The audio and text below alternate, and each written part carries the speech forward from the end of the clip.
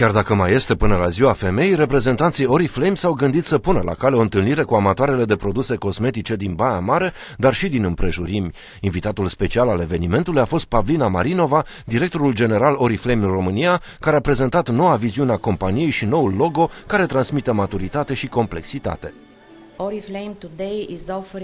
Azi Oriflame ne oferă o gamă ce cuprinde și accesorii și care transmite bunăstare. Nu este vorba numai de cosmetice, iar vechiul logo nu reprezintă întreaga ofertă, de aceea ne-am decis să mergem pe un mesaj mai direct, acela că Oriflame este un brand din Suedia. Băimărencele prezente în număr mare la eveniment au avut posibilitatea să testeze cele mai noi produse cosmetice Oriflame și să răsfoiască paginile ultimului catalog al companiei. Printre surprizele lunii martie se numără BioClinic, un produs farmaceutic ce oferă soluții perfecte pentru problemele pielii.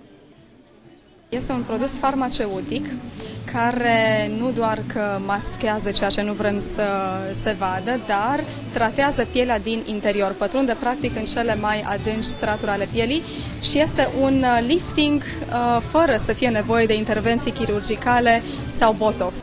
Catalogul dă startul unei noi campanii organizate de Fundația Oriflame ce vizează educarea copiilor din România și din țările partenere. Astfel, prin achiziționarea unor produse din catalog, consumatorii vor putea lua parte la transformarea viselor unor copii în realitate. Primul pas este cumpărarea brățării ecologice Charity, ce poartă noul logo al fundației.